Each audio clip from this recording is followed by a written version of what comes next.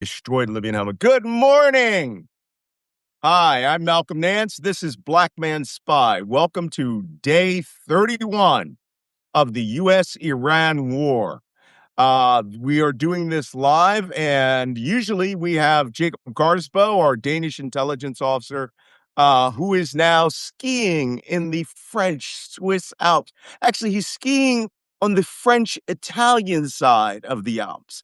And as a ski mountaineer, I have always wanted to do the haute routes, the where you go from post to post up from around Mont Blanc. But no, I have to be here wearing my Afghan pahul and talking with Wajeeh the Gay Lion, Saudi geopolitical intelligence analyst and expert, all-round expert on Middle East governmental affairs, who set this challenge today by coming on with his brown pahul from Afghanistan.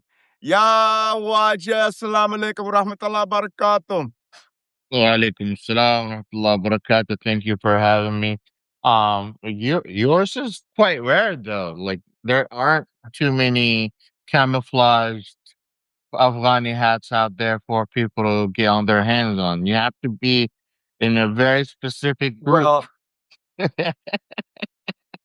I have to tell you something. There you can't read what's written on here. It says, it says Jalalabad, Durunta, Tora Bora, Afghanistan.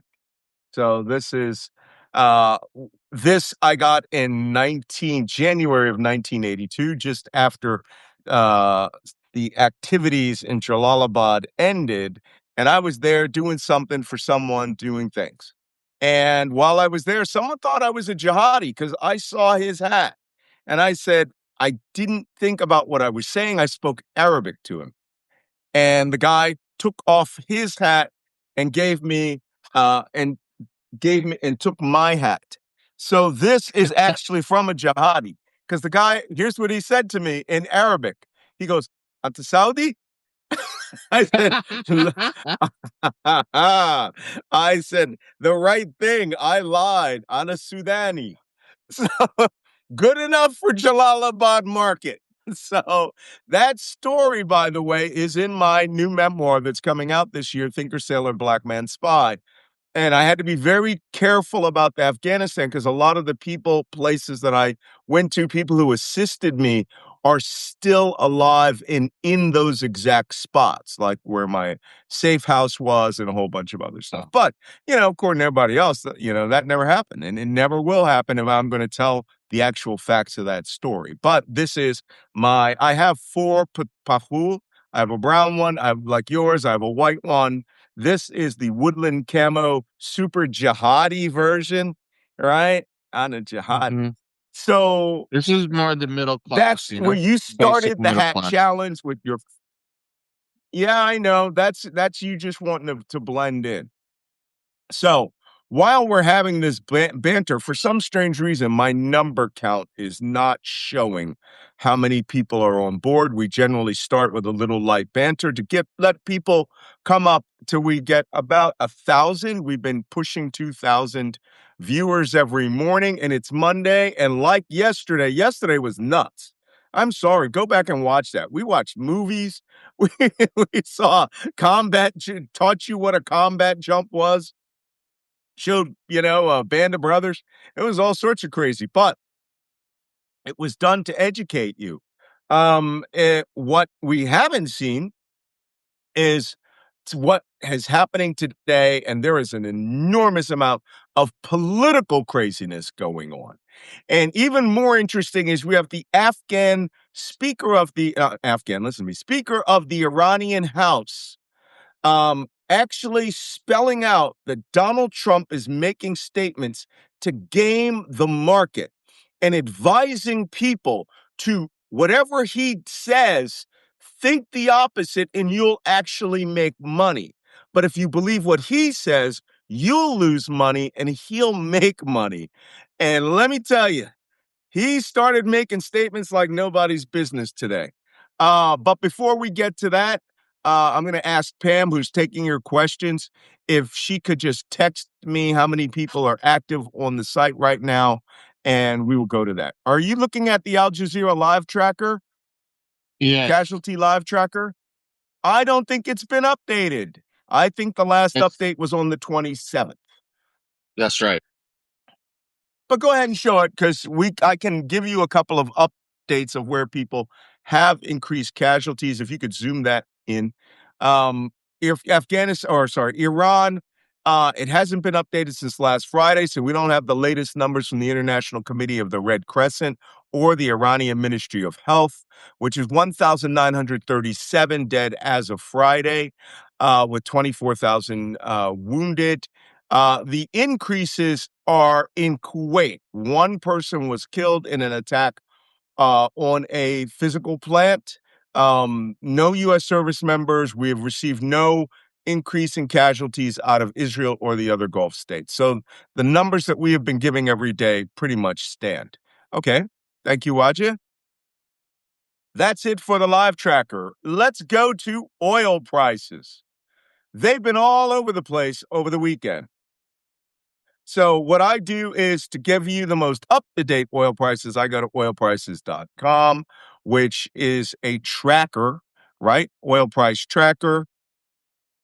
There it is. Whoop. That is in real time. Right now, West Texas Intermediary crude, which was selling at 88 the other day, boosted up to 93, and everybody thought, oh, Trump's going to make an announcement about peace and it will plunge back down.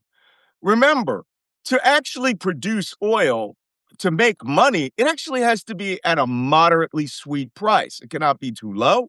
It cannot be too high. But if it's too high, they can't produce, right? They can't spend that money to get it out because you can't sell it. It becomes rare on the market. Believe it or not, it's the opposite. West Texas Intermediate crude right now, whoa, just this moment, switched from 101.6 down to 100.6. Brent North Sea crude, which had dropped to 98 on Friday, jumped up to $114.42. Murban crude, which is local intermediary out of the region, is down to 118. However, the spot market price for physical crude is still in the 140 to 150 for a physical barrel of oil, not contracted out into the future. So oil is still very high. More important, wow, more important, the oil market over the weekend did not behave the way Trump had been manipulating over the 3 previous weekends. And by Sunday, it was becoming clear nobody, nobody was believing what Trump had to say out of the White House. The market is now reflecting that because prices are not going down. WTI, West Texas Intermediary, should have gone down into the mid 80s like it did 2 weeks ago when he said the war is almost over. He always makes these pronouncements on a Friday, or we're going to have other events happen on Friday. Yes, day 31. Um, so that being said, Wajeeh, you can turn that around. We can't read it very well. Right now, oil is climbing. It's climbing. Now, it ain't going to get any better by the time I get down to the end of the significant activities. Actually, there's so many significant geopolitical activities that I'm going to actually leave that to the end in a section called Crazy Trump Shit. So he has made statements in the last hour alone that is going to dramatically increase the economic war that's going on with Iran and quite possibly dramatically escalate this war to a new level. Whoa, Malcolm, did the paratroopers drop? No, they did not. But his comments are becoming, the only way to put him, be honest. I mean, as an intelligence professional, stark raving mad. They're bonkers. They're insane. And they are clearly not calculated to make people feel better. They're a sign of frustration. I don't want to burn it all up. So let's go to some of the systems that we lost. The United States, by the way, when the Saudi air base, Prince Sultan Air Base, was struck, Turns out we did not lose KC 135 tankers. The aircraft that we lost was an E 3 Sentry airborne warning and control aircraft with a value of $300 million. We also lost or had severely damaged two EC 130 Compass Call aircraft. These aircraft are psychological warfare aircraft. They are powerful enough electronics in them to seize control of television stations, radio stations, and broadcast our own propaganda onto them. They apparently were very close to this aircraft and they were damaged. Also damaged were KC 135 tanker aircraft. We have hundreds of those, but we only have 25 uh, EC E3 Sentry aircraft.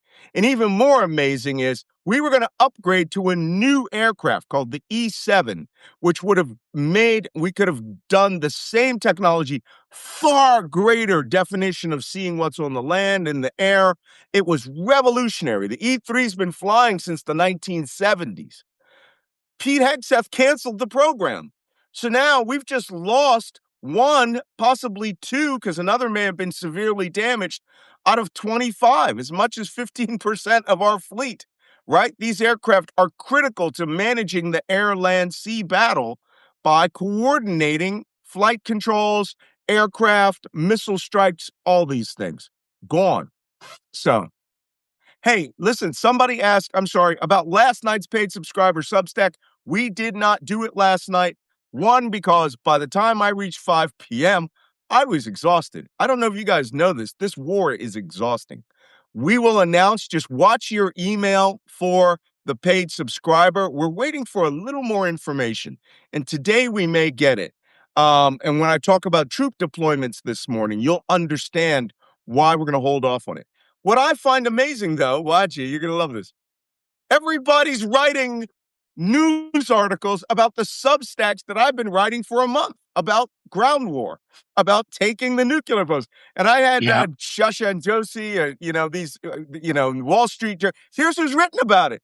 The Wall Street Journal, the Washington Post, and the New York Times in the last 24 hours have all written articles about maybe we're going to invade with paratroopers at the nuclear site, just like Malcolm has been saying all this time. I'm telling you, bro, it's amazing. We've What do been you say? you, you've been saying this for we've been talking about this for what, 2 weeks right now, 3 weeks.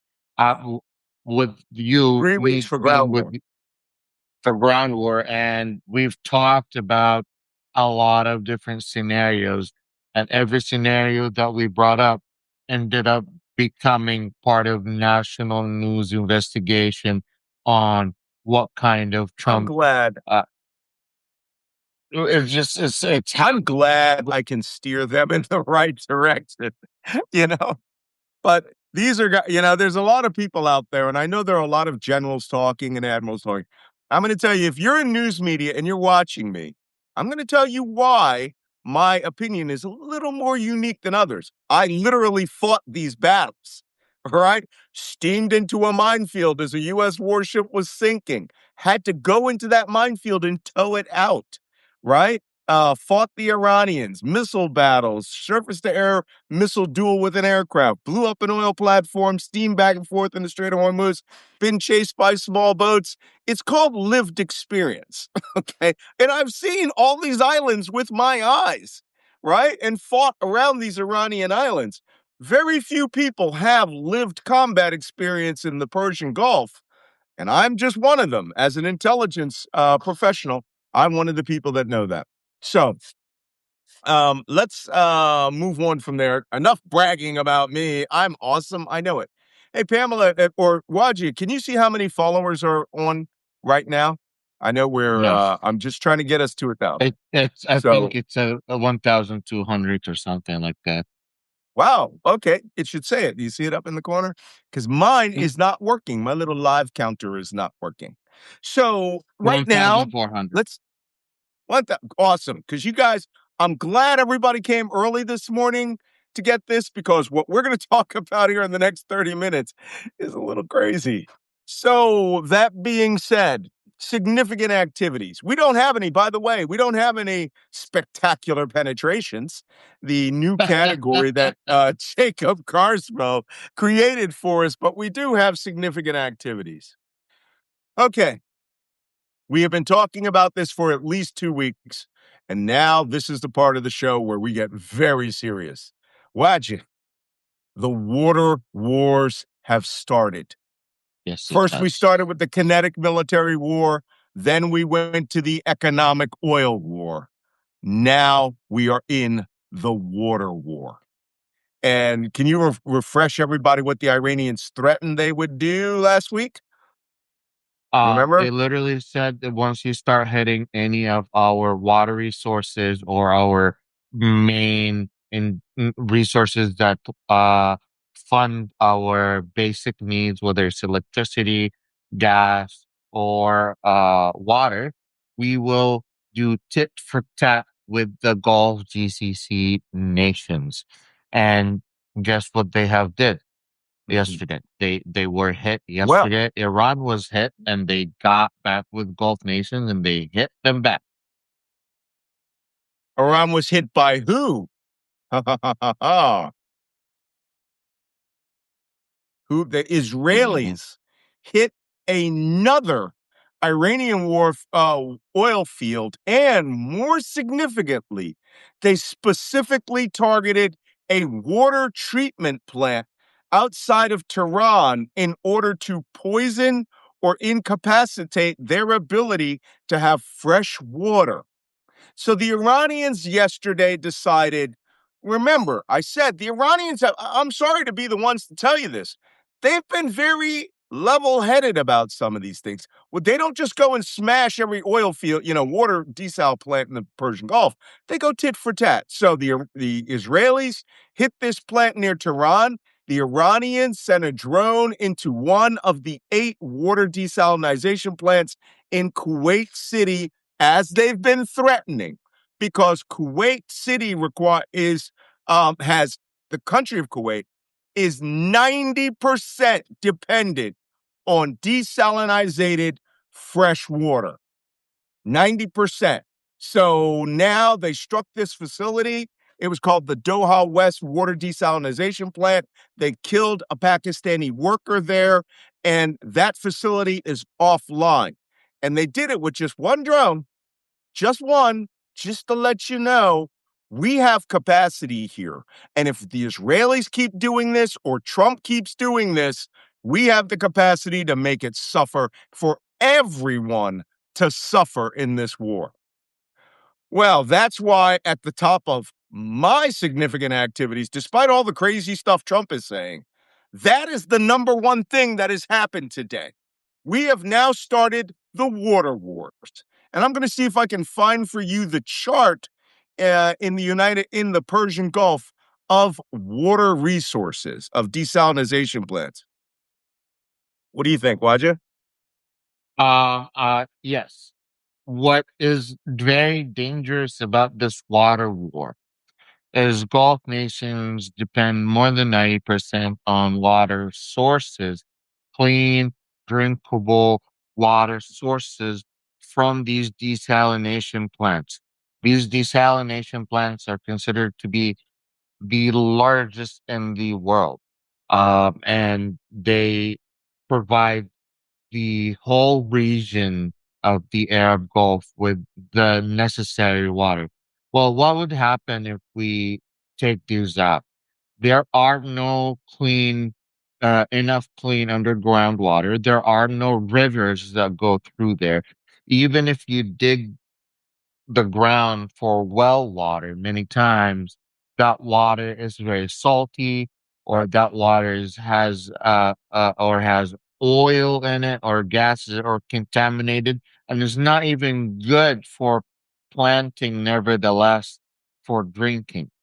So what you would end up having, majority of the people that live in the Arabian Peninsula would have to leave because they don't have access to drinking water, and without that you can't do anything. Yeah, okay. I'm gonna get you some of the statistics here. I just gotta turn my dinger off here. Um, Kuwait is 90% dependent on desalinated water. Bahrain, 80%. Saudi Arabia, I'm still looking up that statistic, but I believe it's 60 or more percent.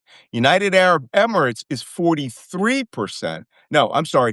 It's 57% dependent. But the city of Dubai is 90% dependent on desal water because water in the UAE comes from mountainous area in El Ain, right, which is the oasis area of the UAE, and off of the Omani, Arabian, the the Musandam Peninsula, which is mostly Omani. That's where they get natural fresh water from. But everything else, all the bottled water, which in the UAE is called El Ain water, is bottled off of an aquifer or it comes from a desal plant.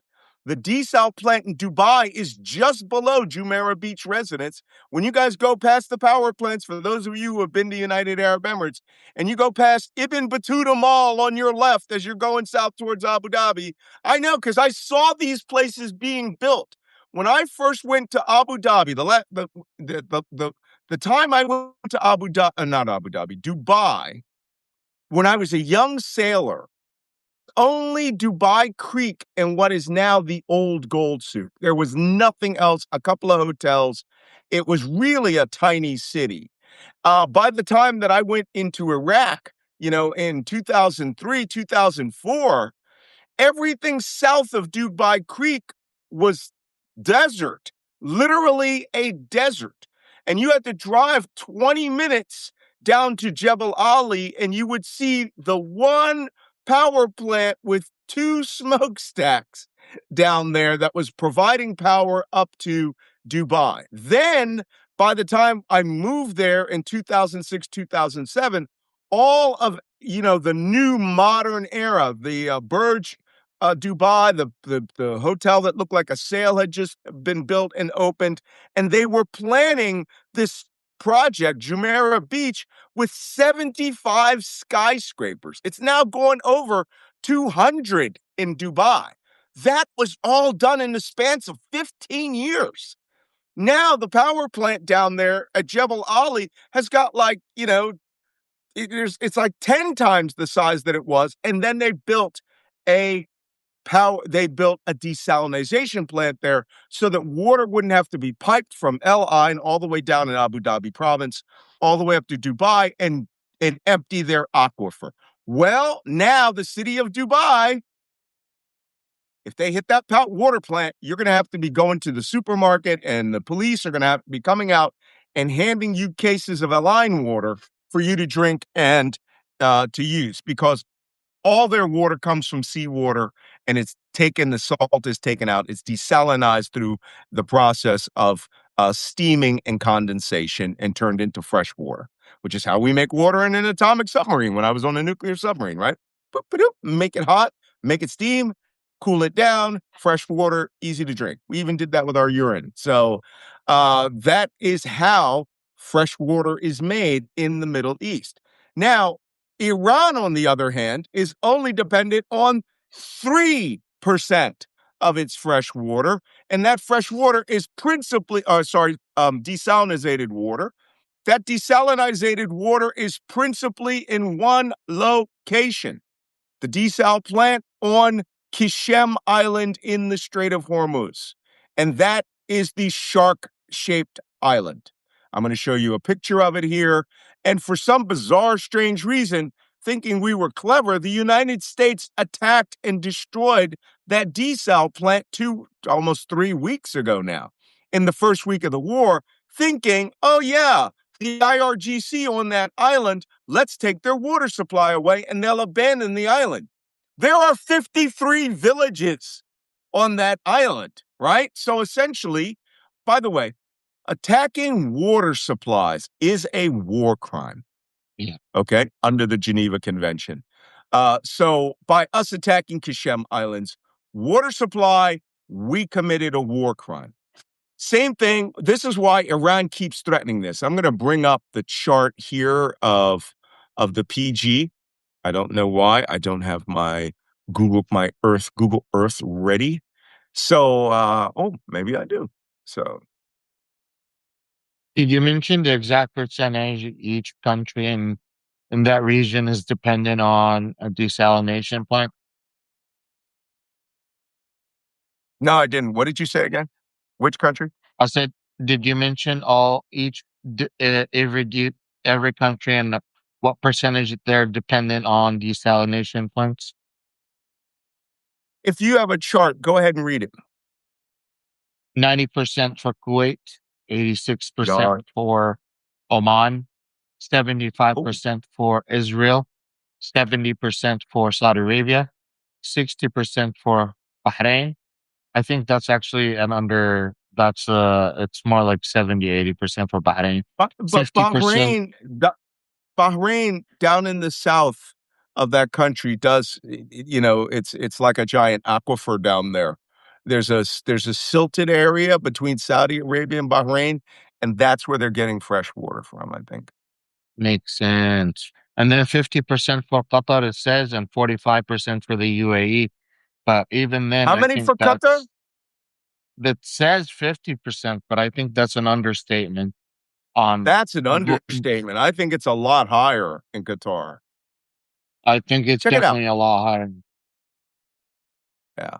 So, that's just the way these things are. I mean, these countries require water. They are building up. They are giant, now they're giant technology incubators. When the United Arab Emirates only has a half a million Emiratis, people who are from the tribes and the seven, principalities of the Emirates, only half a million people. They have 5 million workers, right? People who live there, work there, invest there, who are foreigners.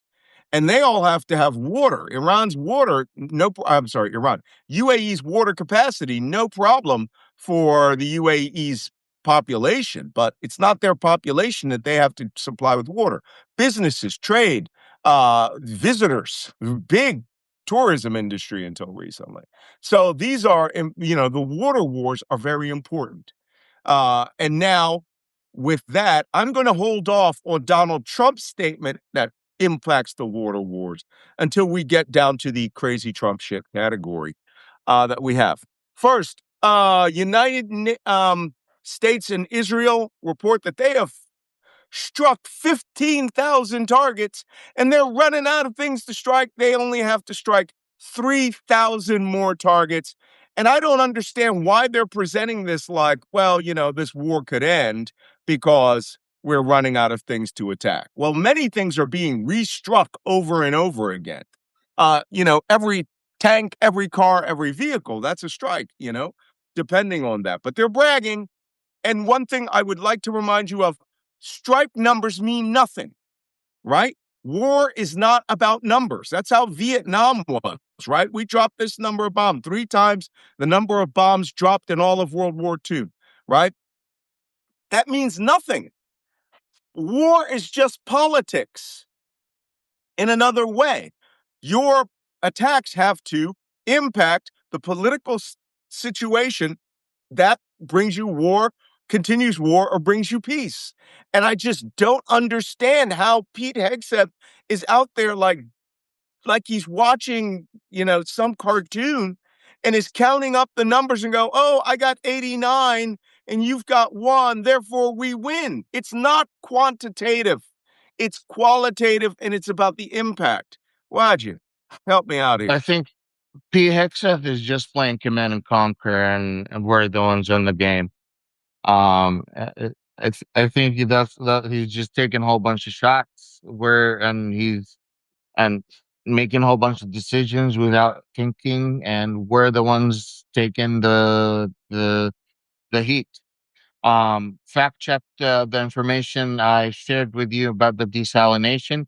90% for Bahrain, 99% for Qatar, and 80% for UAE. So that's more like it. Qatar is almost 100. It's 100% dependent on these desalination plants. So if That's you what I thought. I knew it. Hmm. If you hit any of these, and like majority of these countries have, foreign workers. Majority of these countries, the citizens are actually a minority. Unless you go to Oman, the Omanis are a majority. But if you go to Saudi Arabia, True. half of Saudi Arabia is foreign workers. If you go to UAE, the citizens are the minority. If you go to Qatar, they have so many citizens that are coming working at Al Jazeera, working at their prestigious universities, that they're so dependent on foreign workers, and these foreign workers are already stuck and trying to figure out a way to leave. You have these desalination plants, you are causing a death sentence for everyone that is living in that Arabian Peninsula. Absolutely. Absolutely. Okay, let's go on to U.S. deployments. The USS Boxer, which is the second helicopter carrier we deployed from the United States a week ago, has only just reached Pearl Harbor today. So that means the USS Boxer at maximum speed, flank, don't stop anywhere else, get refueled and leave. 3 weeks before it will enter the Indian Ocean, not arrive at the Persian Gulf, enter the Indian Ocean. But what I suspect is they're just going to use that as a backup force and that operations are going to be taking place in between here and there. Another deployment, the Wall Street Journal, we talked about this, the Wall Street Journal, Washington Post, and the New York Times have all confirmed one of the plans that they are talking about in the White House seriously is everything Malcolm said. Taking the Strait of Hormuz Islands, giving back the United Arab Emirates, Abu Musa Island, Greater Tum, Lesser Tum, making those U.S. bases, right? Seizing Karg Island, and then a ginormous special mission drop into Iran to seize nuclear material. Everyone is And reporting guess this as crazy as possible. and guess Yeah. what? Israel says they're not willing to send their troops on the ground. Yes, I'm glad you caught that. So the question was put to the Israelis. The United States is going to do a ground operation in order to protect Israel, which is what J.D. Vance said. And Pete Hegseth are saying that this is about, so that no one takes these nuclear materials, puts them in a bomb, drops them in Israel as a dirty bomb, radiological dispersal device, as I wrote about extensively in my textbook that's used all over government, the Terrorist Recognition Handbook. A radiological dispersal device, or a dirty bomb, just blows radiological material into the air and contaminates people and things. It doesn't actually kill you, right? And, unless it's really highly enriched uranium, of course, why would you waste that? You can make an atomic bomb with it. And then it would kill you slowly through the effects of being near radioactive material. It's really a denial weapon. You blow it up in a mountain pass and it's radiologically hot and you have to go around it. So I don't understand what they're talking about. None of this makes sense, which is par for the course for this administration. So, other issues that have happened, the USS Wasp, the USS Tripoli is now firmly entrenched off the eastern Strait of Hormuz, but it doesn't have enough manpower to seize those islands. The point is, though, we now have enough manpower in the region to go ahead and start operations. And if we see the United Arab Emirates start moving military forces, or I start reporting to you that their very small fleet of landing craft are starting to move out of Abu Dhabi, then we got issues. That means the United States is going to rely on the UAE and the U.S. Marines to do a combined assault on. Absolutely, they go for Abu Musa. That's their baby. I am the entire time I was there in the UAE, consulting with their government, consulting with their intelligence chief. They were really pissed about Abu Musa, more of all of them, because they had people living on it when the Shah of Iran took it.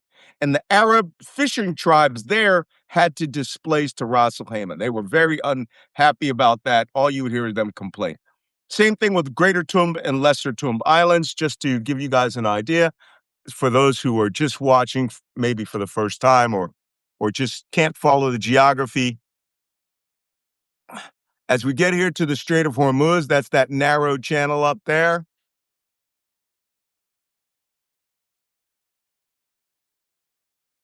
Here we are. So I will point with a pointer. Somebody's already said that the cursor's too small, and they're absolutely right. It's too small. So my briefing pointer. This is my briefing pointer. Follow along. This is the Eastern Strait of Hormuz. This is the Indian Ocean. The Strait of Hormuz is this 21-mile arch that goes straight through there, right? All of this is Iran. This is the shark-shaped island I was telling you about. This is Kashem Island. This is Hengam Island, this little one here. That's Larak Island, the oil field. This gap between Kashem and Larak is the multi-pass toll booth. For those of you who have multi-pass and that the Iranians allow you to come up, you come up through here, they visually inspect you, and they go on. So Hormuz Island right there is that tiny little place. But over here to the left, in what we call the Western Strait of Hormuz patrol area, are three small islands close, halfway between Iran and the United Arab Emirates. This is Greater Tumb Island, Lesser Tumb Island. You see how it's spelled T-U-N-B? I'll bring it close up. These are essentially IRGC bases.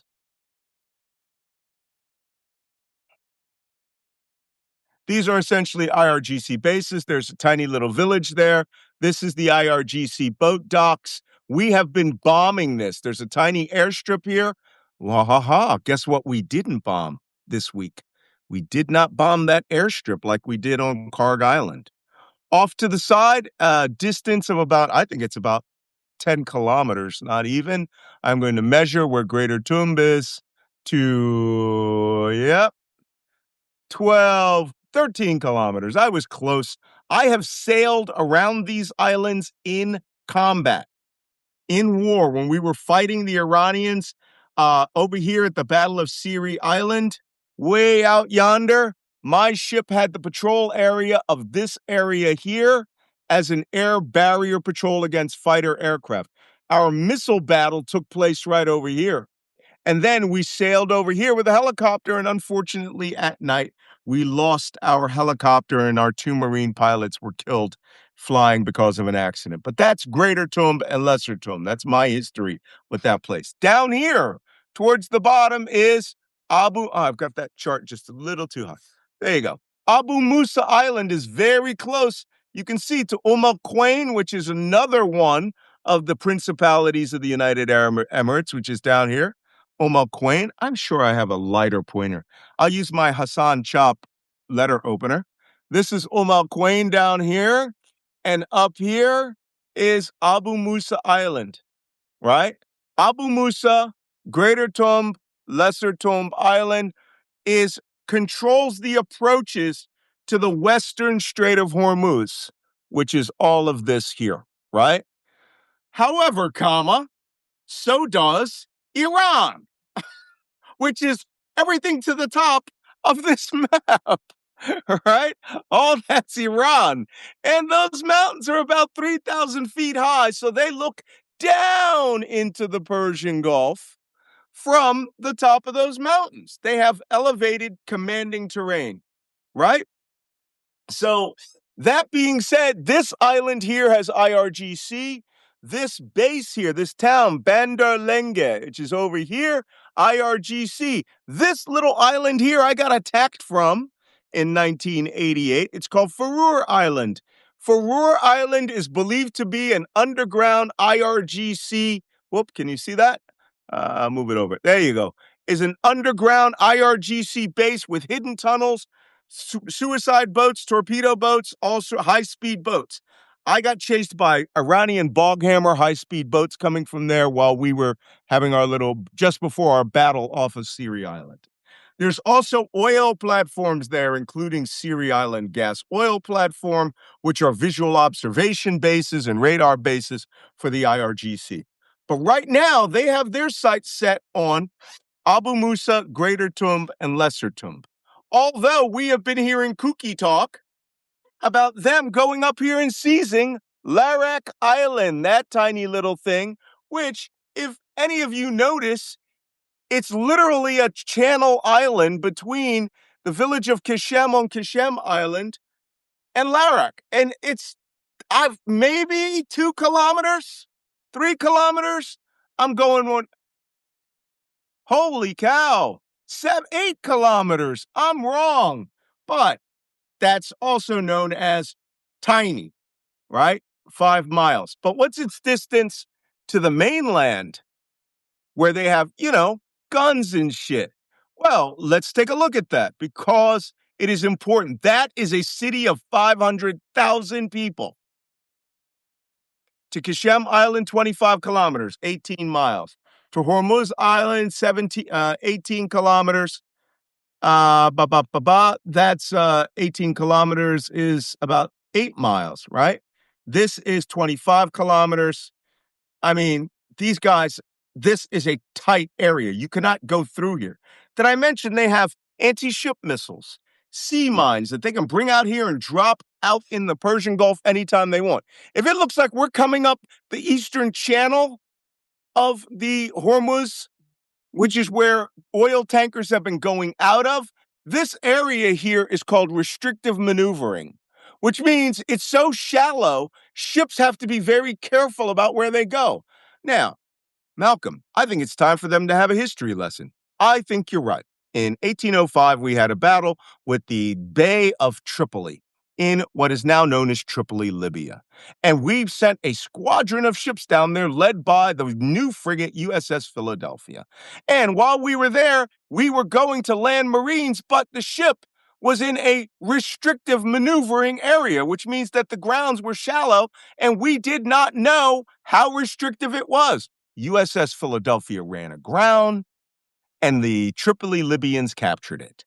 And we had to do a raiding party to burn one of our own brand new 6 frigates that the new United States government had done because no one paid attention to restrictive maneuvering, right?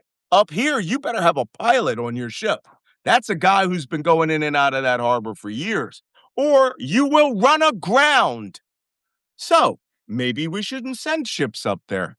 But the problem is this area here, the Strait of Hormuz, is most likely mined or it's going to be mined. And I mean mines, loads of them.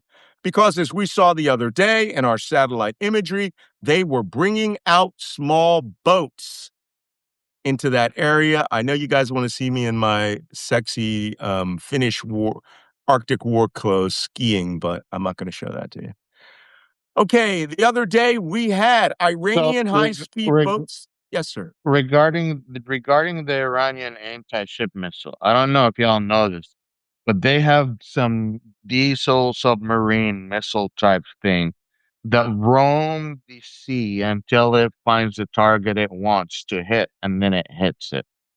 So and it has about a 48-hour life, or not 2-day life of it driving in the sea, Yep, that's swimming in called the a sea. USV. That's a UUV, an underwater unmanned vehicle. We saw one of them was used to attack not Bandar Abbas, Bushehr. Now, listen to me, Bushehr, Basra. There's too many B's in the Persian Gulf. To attack the Basra transshipment point, 2 ships, a Greek tanker and an American-owned tanker, were doing what we call an STS, a ship-to-ship transfer of oil. An underwater unmanned vehicle came there and blew up the American ship and secondarily destroyed the Greek tanker that was alongside of it. So they got a 2-for-1 deal in blowing these things up.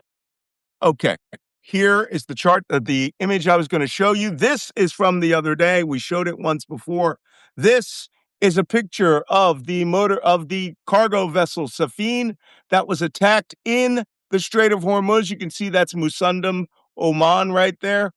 This is where they were attacked. And all these other little dots around it, high-speed Iranian Revolutionary Guard boats. That was on March 8th. teeth.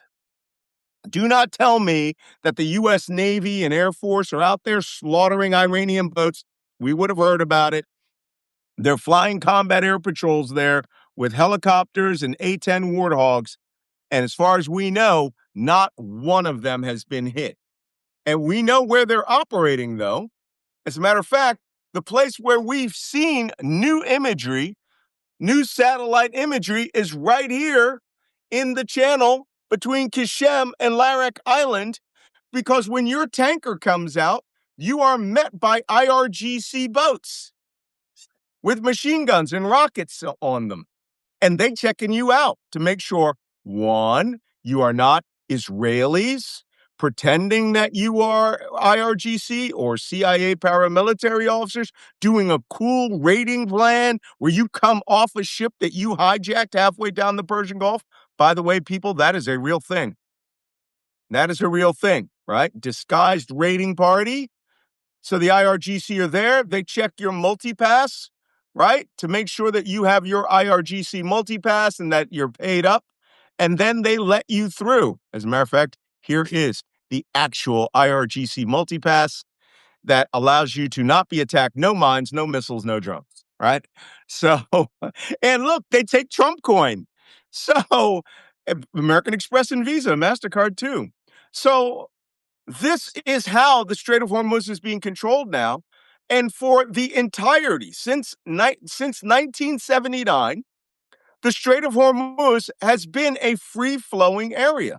Even at times of war, ships went through. Even when they had mined parts of the Gulf, ships were still going through. We are at a point now where only Iran has created a toll booth right here, and that people are paying it and ships are going through. Okay, Malcolm, that was extensive. What are the Iranians doing?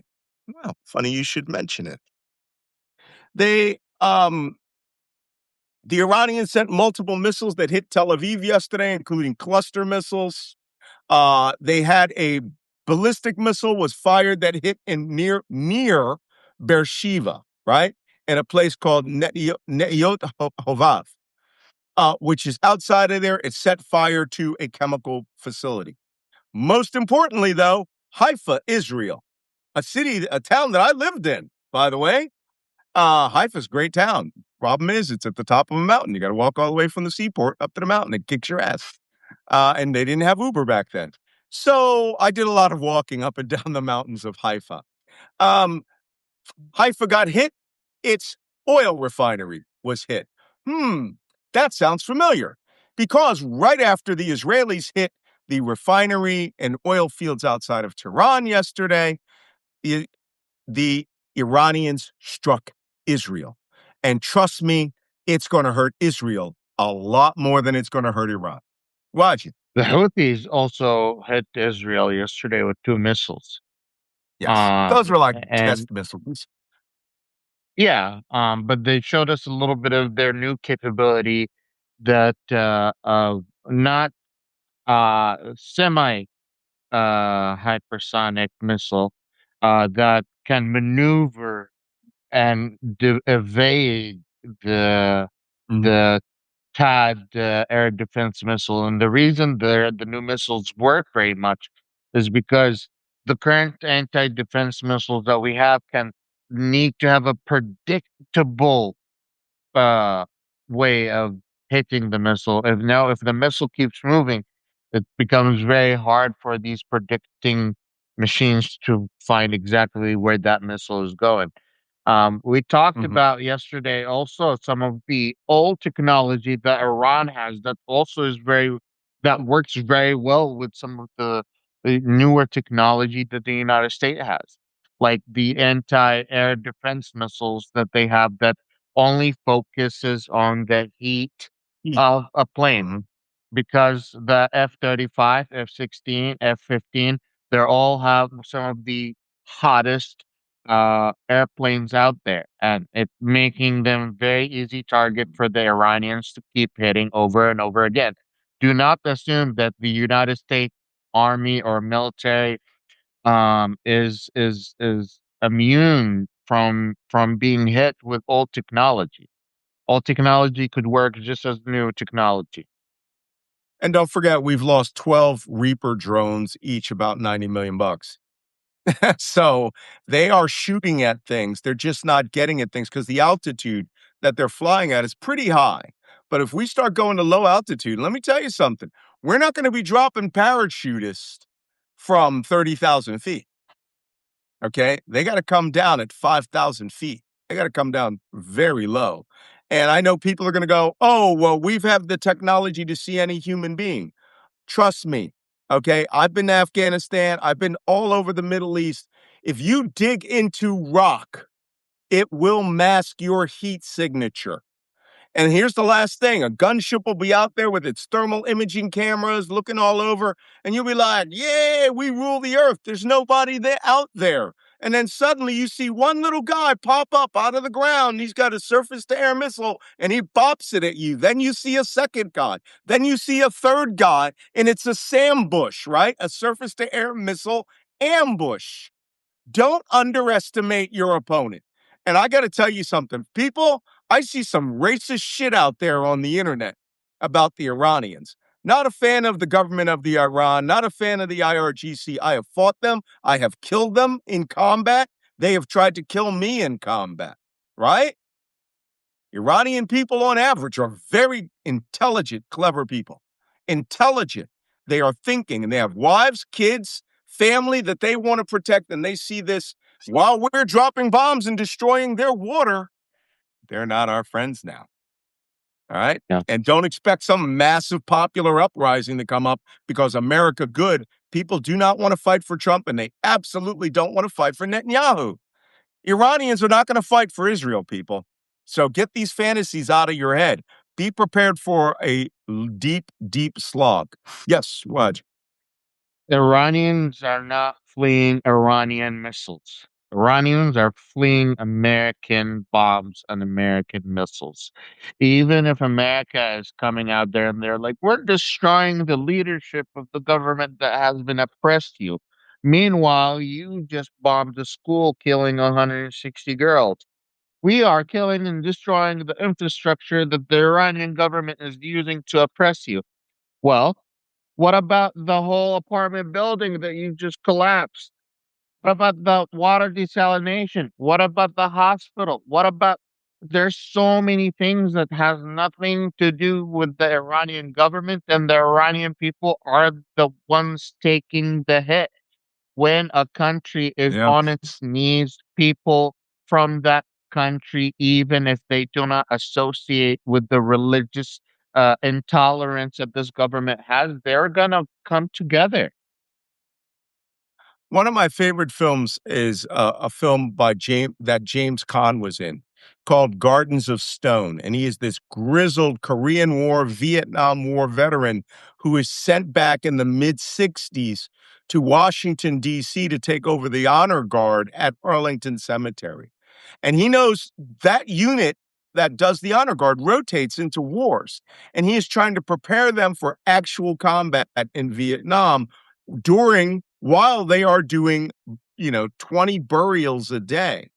And one of the kids who he's trying to mentor, who, spoiler alert, gets killed after going to Vietnam, says to him, these people can't beat us. They're firing bow and arrows at phantom jets.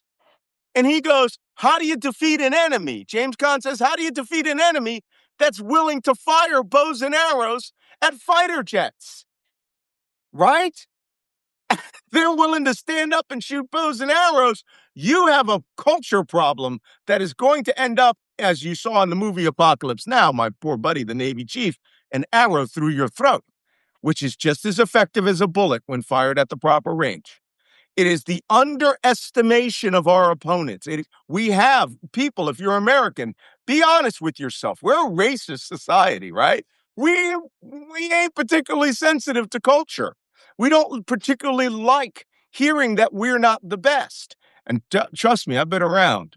We're okay, but we are definitely not the best. So, I mean, have any of you seen these French chateaus? Um, we have some ways to go to understand how our culture fits in. Next, all right. I want to wrap this up relatively early today. Now it's time for a new segment I call Crazy Trump Shit. Mm. Donald Trump today, and I don't know if in the last hour he said anything even crazier than what I'm going to read to you. Donald Trump gave an ultimatum to Iran today. No. I will bring it up so that those of you who indulge in this sort of madness can read it. Because don't believe my words, believe this old crazy guy's words. I'll read it in Trump style. The United States of America is in serious discussions with a new and more reasonable regime to end our military operations in Iran. Great progress has been made, but if for any reason a deal is not shortly reached, which it probably will be, and if the Hormuz Strait is not immediately open for business, we will conclude our lovely stay in Iran by blowing up and completely obliterating all of their electrical generation plants, oil wells, and Karg Island, and possibly all desalinization plants. Bro, somebody tell them we already did that one, which we have purposefully not yet touched.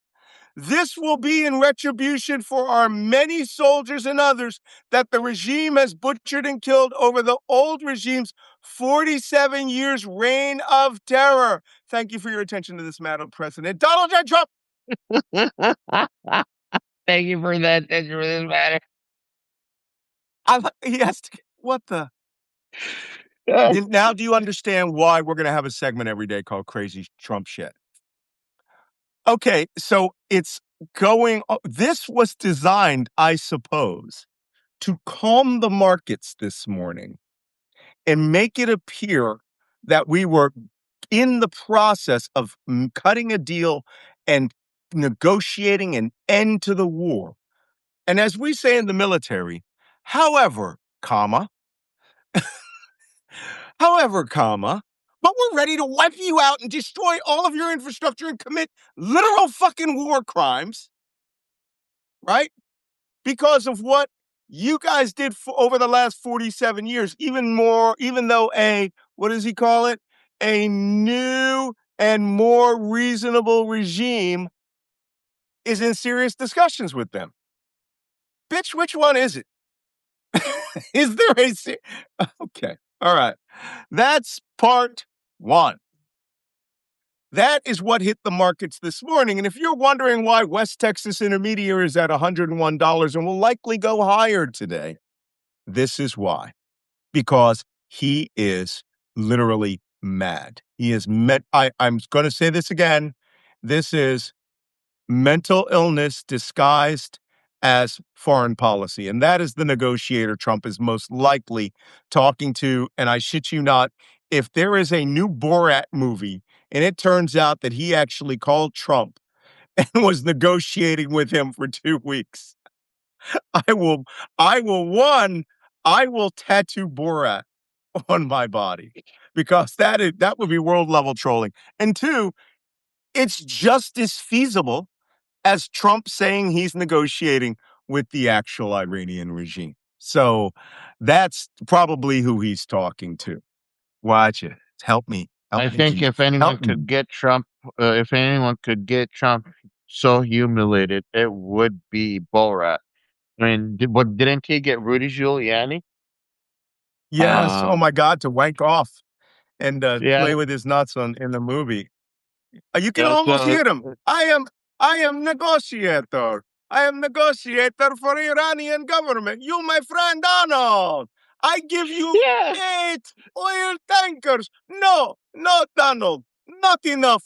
I give you 10 oil tankers. You, my friend. Halas, halas. I will not accept any other discussion about you taking these oil tankers worth $2 billion because look, uh, first 20 that come out, you have. Halas. You take. uh, All right. you take it. Everyone who's been to the Middle East has met me. Right? I'll give you two versions as well. Don't worry, two extra versions. Halas. Halas. But, my friend, because you're my friend, first business we do today, first one, halas. I give That's this it. to you. All right. But I won't accept money. I won't accept money. Wallah, love. You insult me, my friends. You won't accept money. Okay. For those We'll of you give who you are eight going like, chips. oh, We'll Malcolm, give you that's eight chips of oil. for those of you who say, oh, Malcolm, that's sort of racist. You shouldn't act like that. I literally was paid to be a Muslim for a good piece of my career and live in the Middle East and operate in places where white guys from Brigham Young couldn't.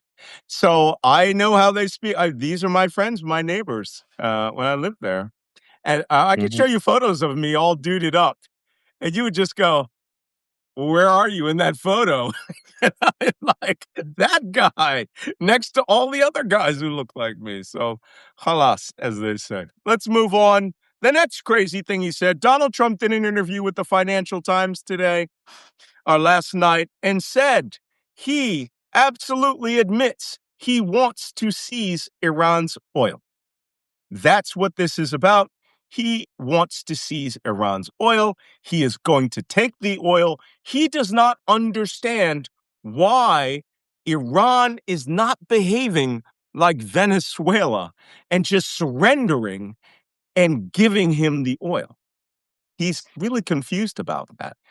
And he also hasn't figured out that the vice president of Venezuela just promoted the chief of the secret police in Venezuela. The guy who was kidnapping, torturing, and murdering everyone in Venezuela was the justice minister, the interior and justice minister, just promoted himself to be the commander of the Venezuelan armed forces. I don't think we'll be in control of Venezuela anytime soon. And I think that woman, Delcy Rodriguez, is going to wake up with her head off and a Donald Trump doll's head put in that place. So the Iranians aren't stupid. As I like to say, half of the stories from 1001 Arabian Nights, which is, if you really want to know how these guys think and act, that's the best book on the planet to study. A true in-depth medieval cultural study where nothing has changed, right? They even referenced the Hawala money changing system in there, and I sent $1 million of the Hawala system. That is ancient. So if you want to know about that, half those stories are Persian. These people are not stupid. It is the racist way we look at them, the way we don't respect their culture, the way we definitely don't respect their language. And then we look for some guy to come out in a suit who looks like Borat, who might likely be Borat, and negotiate with him. They look You like know Wajeeh without that hat. the fact that Trump said what he just said makes me know that the Iranians already won because we have underestimated our enemy to begin with. And once you underestimate your enemy, that's like rule number one in chess. Once you underestimate your enemy, you have lost the game.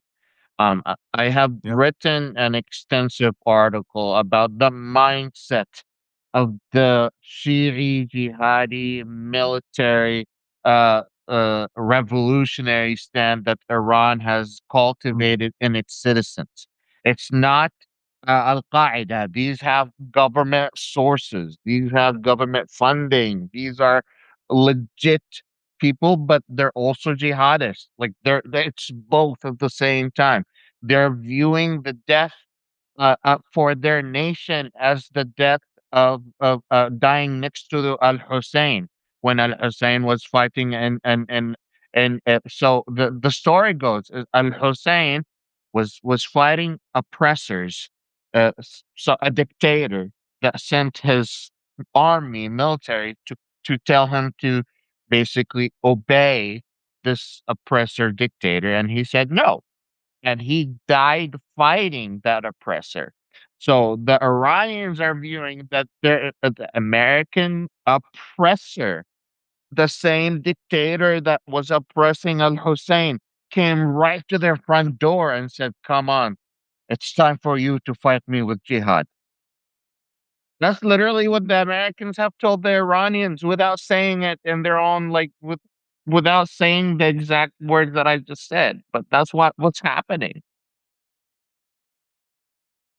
Yep. Well, yeah, Hussein, by the way, was killed near Karbala, where the shrine of Imam Hussein is. I've been in that shrine. You want to talk about fabulous? It's pretty fabulous in there.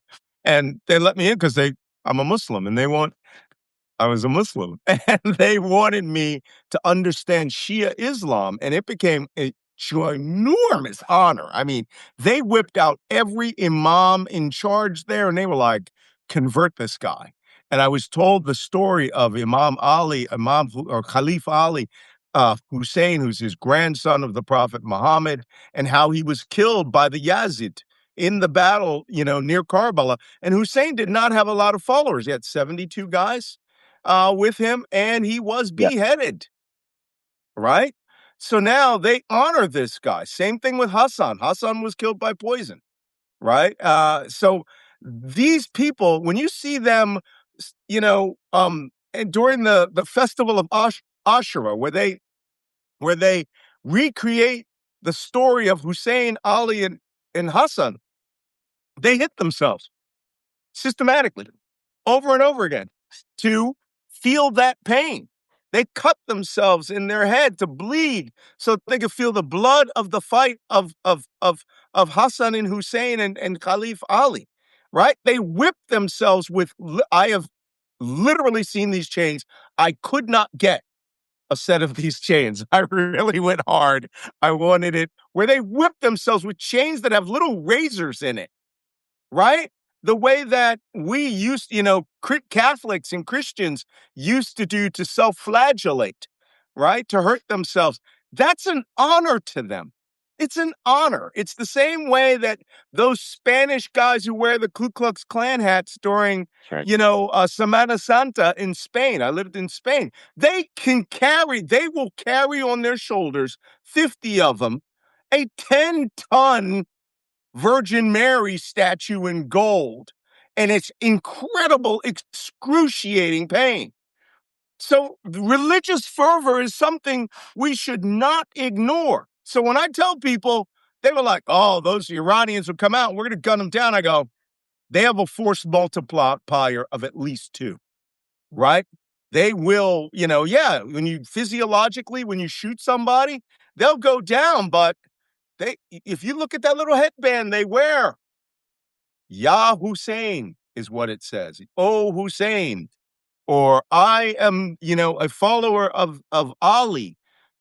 Yeah, Ali. Do not underestimate that. That will make them walk in conditions and situations where they already live a hard life. Most of them, they do. Somebody said this to me yesterday, and it really insulted me. I said, "Hey, we lose to guys in flip flops," and some guy who was a Vietnam vet says they didn't have flip flops; they were all in boots. And it's like, no, you know, I don't think so. All right. The Ho Chi Minh sandal is the standard shoe in Vietnam. Same thing with these guys. They walk, some of them are cow herders, donkey herders, goat herders, sheep herders, and walking 20 miles in flip flops is no big deal for them. We don't. We can't even walk to the mall, bro. I got a Walmart a mile from, not even a mile, half a mile from me, and people drive there. They don't understand what walking is. I don't know what you're talking about. Some of these people that live in the mountain purposely walk barefoot because Yeah. it's easier not to slip when you're walking on a Yeah. mountain barefoot than it is wearing a shoe or a boot. So, like, you And have no idea what you're against. I was talking to someone that I don't. Here's the thing that you guys don't know about me. I grew up in a very, very, very, very extremist household. My parents wanted me to voila. be a mujahid. I met with some of the leadership of the mujahideen. My dad knows the leadership of the mujahideen. I it- it- I understand their mindset. I was talking to someone, and he was telling me about the Afghanistani USS war. Motherfucker had a grenade in his hand, threw it a little too late, exploded his hand, and he was still talking on the radio with his other hand with calmness. Mhm. And that's, Like by the this, way, that's a characteristic they respect, I right? mean, like The this, the yeah. passivity of the prophet. It's really amazing. So, what we are trying to say on this show, and this is why I love Jacob. Jacob, is Middle East intelligence officer, Iraq, Afghanistan. We know who our opponents are. And we are trying to give you the facts on how they live, how their culture is. I respect them. I respect them greatly. If pushed into combat, I will definitely use everything at our advantage. But I am under no illusion that if we get down man to man, we're going to take casualties. It's not like the movies like Chuck Norris in Delta Force, where he kills 98 guys in that movie. My count was 89, but a YouTube Grok count was 98, right? Just one by after another. Nobody gets killed, just them. It's not like that, man. It is hot flying lead in every direction, right? So, for those people who want to comprehend why this is important, this is important. Understand culture, language, religion, history, geography, right? And those people, most people there live at 13,000 feet altitude. One last little story. I went to Bhutan, which was one of my favorite countries in the world. They do nothing in Bhutan for tourists. Nothing. Everything you see is how Bhutan is, and they limit the number of people coming into their country every year. Tourists. And a businessmen are considered tourists. I was going up this mountain to this place called the Tiger's Nest, and it was a very, very, very high monastery, way up there. And I used to mountain climbed, and I thought at that time that I was fit. I was running 5K a day, just doing it, having a grand old time. I'm struggling up this mountain, and this old lady comes zooming by me, clearly in her late 70s, early 80s, like freaking Mama Smurf, and just goes blazing by me like I wasn't even on the mountain, like I was a stone, right? Or if you guys have ever been to Germany, you see those old guys out on the hiking trail in their late 70s, they're all named Kurt, and they just boom through mountains. We have to put people in those mountains and they won't even be acclimatized, right? Never underestimate a people, especially a montagnard, right? A mountain person. Okay, I think we're ready to go to questions. What do you think, Wajeeh? Yeah, let's do it. I don't want anyone to misunderstand. Yes, I grew up in what's one of the most extremist household, but because of that extremism, I'm one of the best anti-terrorism people that can talk to you about the mindset and the Absolutely. intelligence. So, don't take it that I'm extremist. No, no, no, no. Let's go to the question. All right. Starting with Derek, how bad a gauntlet is Iran setting up for the USA to run through to get ships through Greater Tomb and Lesser Tomb? Okay, let me recap this real quick. You got to go through a lot to get over to Greater Tomb and Lesser Tomb. You actually have to go through. Let me go to the map here. You have to get through the Strait of Hormuz, right? You have to get completely through Hormuz. Where's my map? Oh, I'm using the wrong cursor. Before you can get to Greater and Lesser Tomb, you've got to get through the Strait of Hormuz, right? Which you can see here. That's that. Greater Tomb, Lesser Tomb, they're way the hell over here. You got to go from the Indian Ocean down there to the eastern Strait of Hormuz, here, where they can start firing missiles, rockets, or may even have secretly placed mines. And you got to go through here, beep, beep, beep, beep, beep. And they're all shooting at you, or sending out torpedo boats, or suicide boats, or mines, or drones, or ballistic missiles, or anti ship missiles. You got to run a gauntlet where it's like when you're in the Navy, they have this thing called shellback. When you go through shellback, you got to run a gauntlet, and everybody has these pieces of fire hose, and they are literally whipping your ass, right? While you are in underwear going through a garbage chute. That is what going through the SOH is. Everyone's coming to take a piece at you. And then maybe you get over here and you slow down, and everybody in the country of Iran. Let's zoom out. Oh, Malcolm, everything at the top of this map is Iran. What? Yes, all of this is Iran, and you're right Hmm. down here getting your asses handed to you. And they can shoot missiles, rockets, drones from anywhere in Iran. Surprise! And that's why I get these guys out there who are like, oh, this is going to be something. Let me tell you, Iwo Jima was necessary. Tarawa was necessary. Eniwetok, necessary. Kwajalein, by the way, my dad was on an amphibious transport ship for all of those. They were necessary to end the war, where you had to island hop and island hop and island hop, losing thousands of men to get to the big prize, Japan, to knock it down. None of this is necessary. Zip, zero, nada. None of it. It's for fun. And if they do a landing, it's because Pete Hegseth is thinking, you know what he's thinking? This will be cool. The Marines haven't done anything since landing in Da Nang in 1965, which was met on the beach by people selling food, right? This is completely unnecessary. No one should want to do a forced landing against an amphibious foe that is surrounding you with artillery rockets and missiles because it will look cool. You're doing it because we could do something. We could do it like Iwo Jima, like Lindsey Graham said. We lost 6,500 dead at Iwo Jima. We invaded it with 100,000. Did I mention it's smaller than Kashem Island? Dumbasses. All right, next question. Next question. Is Israel saying they won't join means they already have troops in Iran? No. Israel's got No. nothing in Iran except Mossad, right? If they got troops there, they number in the tens, right? That they can get in and out. And they're all probably Iranian origin, Sephardic Jews Yes. who are from Iran, who speak Exactly. Iranian fluently and have probably been living there. Watch the TV show Tehran if you want to get an idea of what the Mossad ops are like. Yeah, Okay, but Iran is Iran. It's very easy to tell if you're a foreigner or not. So if you want intelligent operatives, they have to be Iranian. Otherwise, you're really easy to spot. I mean, you're a black man. You go to Iran, they're gonna be like, they're gonna point you out like this guy is not even from here. yeah, you're not like, it's not like you're going to say, no, I'm from the embassy of Nigeria. They're going to go, where are you from? No, I mean, there are Africans there. There are Africans in Iran, but they all speak Persian. They don't look like Americans. They don't act like Americans. And that's our problem is, you know? So, somebody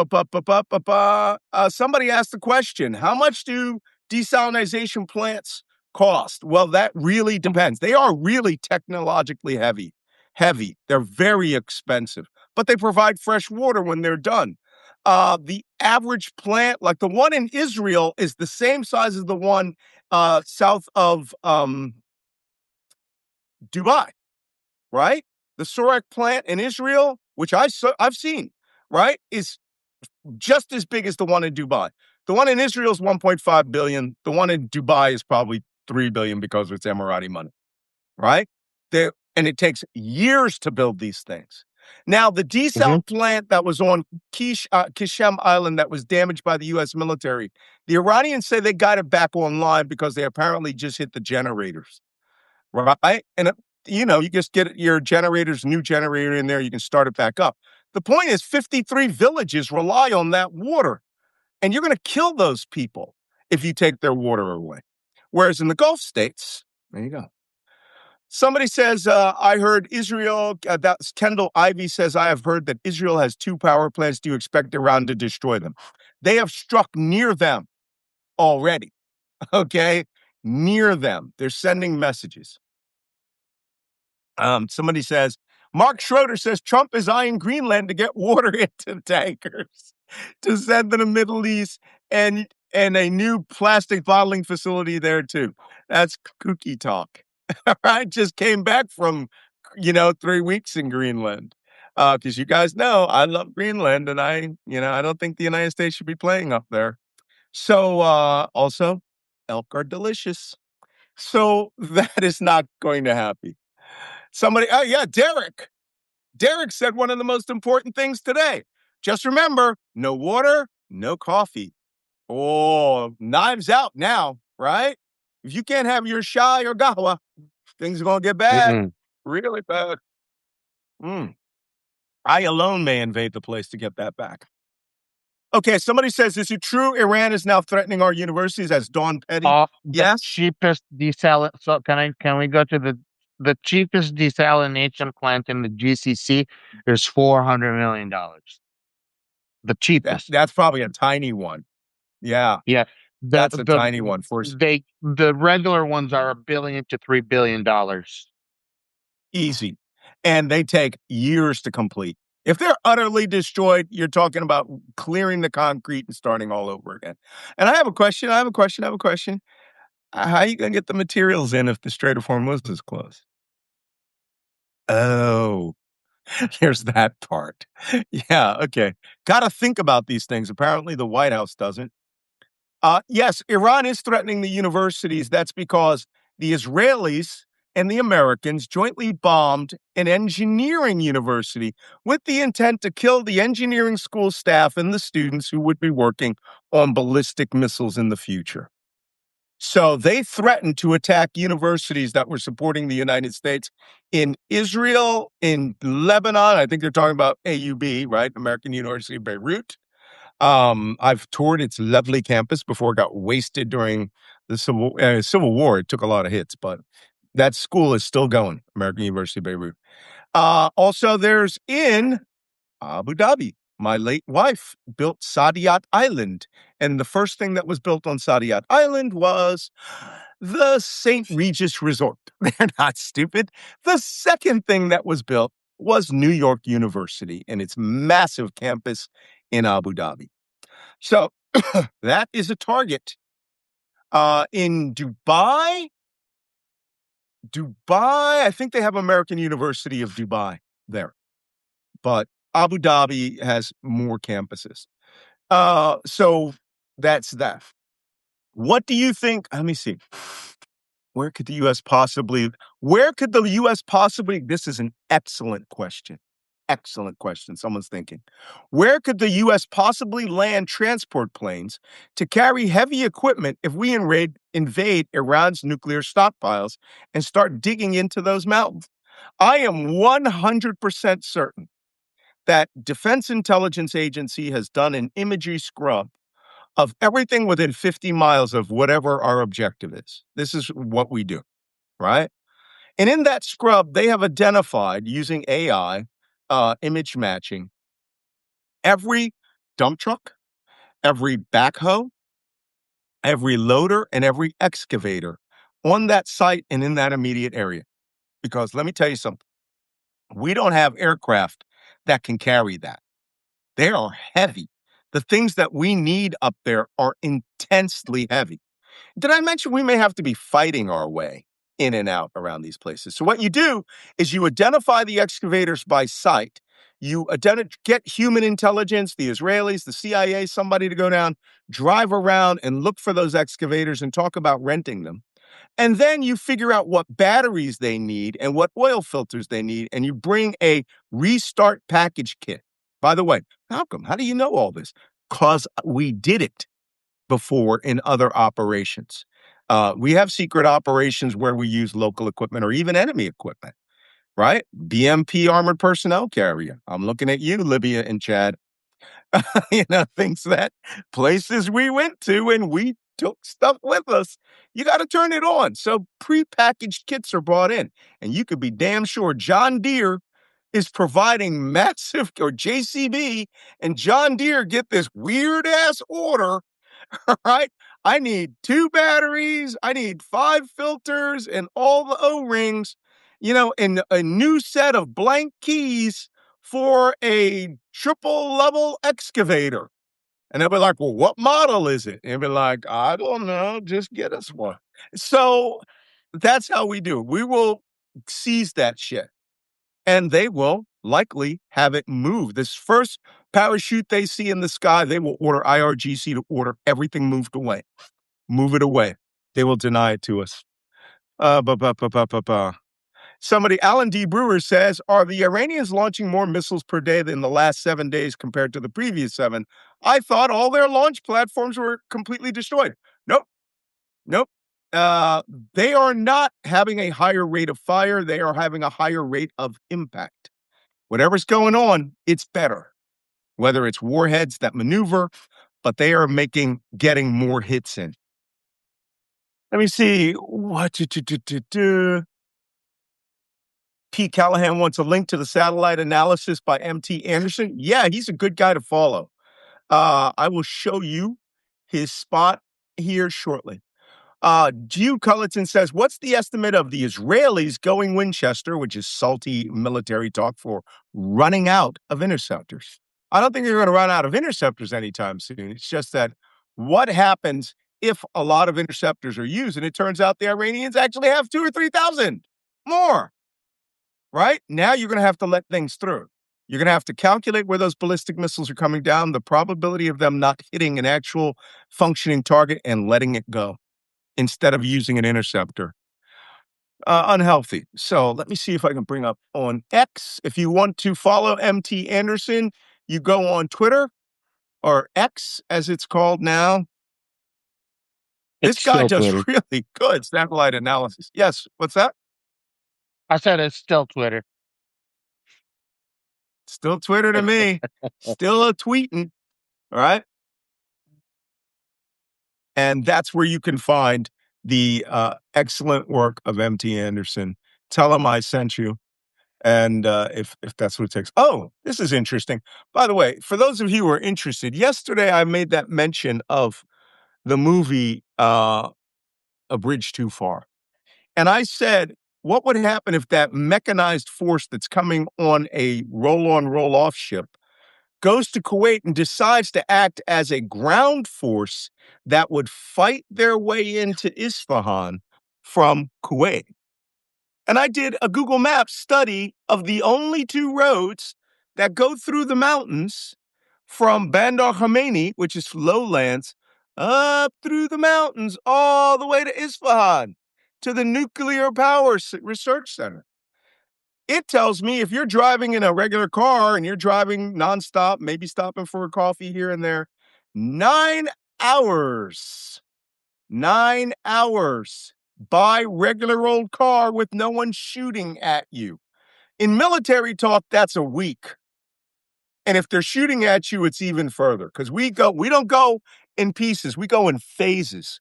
We take village by village by village by village. We don't just drive in and start barnstorming those places. So that's what my study was a study of Isfahan, how far we could go. And there's only two ways in, right? Going from Bandar Khomeini up through here through Aiza. There's a pass that leads you in here. And then there's another pass way down here at Yasuj. That's it. Where do you think they're going to help? They're going to fight us, really fight us at the pass. And you're going to think, oh, but we have helicopters. We can fly over it. Where exactly are those helicopters at? And what happens if they shoot some down? Right? Do not think this crazy talk is viable. It's crazy talk. And people are seriously talking about that happening. So one other thing. Let me go to, well, I show you my lovely face and we will finish. I have one more question to be answered. I know we went long again, but it's good that you get this information out. Why? No, that's not a good one. Sorry, guys. Some of these are not about Iran or the war, like Trump stealing money paid to the Swiss. I'll get to that to you, Chris, at some other time. We haven't had an Iranian missile attack in Tel Aviv. Dan Diamondberg, is in Tel Aviv. Dan, you should just be calling me. Actually, that's not true. I have on my mobile phone Home Command alert app. So I'm getting the same alerts. I put alerts for Haifa, Tel Aviv, and in the south. Not Ashdod. Um, God, I'm having a senior moment. So anyway, I get those too. But the Iranians have hit a chemical plant in the south and the refinery in Haifa. That was done by, oh, that was by Hezbollah using rockets. Wow. Does that mean the Iranians are moving their targets to infrastructure versus military and populated areas? If they can allow the Houthis to hit Beersheba and the Hezbollah to hit Haifa refinery, you're doing their job for them. They're preserving missiles. There is a strategy going on here. Lots of people like to think we blew up all their missiles. They're just flailing. If this is flailing, I want to flail like this because this takes some planning and forethought. Wajeeh, whew, that's enough for one day. Anything you want to say on our Hey, way out? I just got this in the mail, part of my personal collection. This was given to U.S. soldiers going into Saudi Arabia, a country that's considered a very close ally, knowing very well that U.S. soldiers a lot of times are not welcome, even in allied country, and they need a document like this saying that I am here with permission from the king to protect you and serve in your land. I don't know if even we've thought that far for these soldiers that we're sending in to Iran. I don't think that we have even made a card like this for this war. Um, the propaganda, Oh, and the he, prop. Go for it. okay.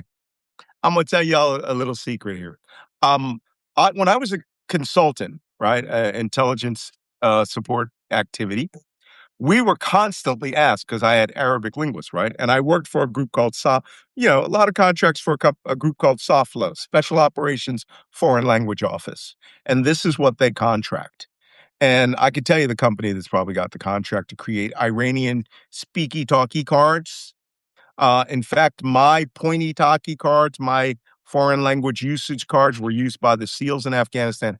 And when the Rangers jumped into Kandahar, the first U.S. activity in Afghanistan, there is a video of a U.S. service member using one of my interrogation cards. That's there. So there are going to be those cards. They are being produced, and it's going to be in the worst Farsi you've ever seen in your life. They don't even go to Los Angeles, right, and go hire one of the million Iranians to do this stuff because you might call home and tell your friends, right? So that's interesting. Your little, I'm an American service member. I have screwed up. Please call this number card. So Yeah. thanks a lot. Thanks for showing us that. I have my pahul on. Now I am old man Afghanistan. We will see you all tomorrow. Thank you for coming to this briefing. And I will notify you when we do the special U.S. jump into the Isfahan area, whatever the objective is, area Substack. For paid subscribers, that will be special for you. It will only come to your emails, and I will notify you of that in advance.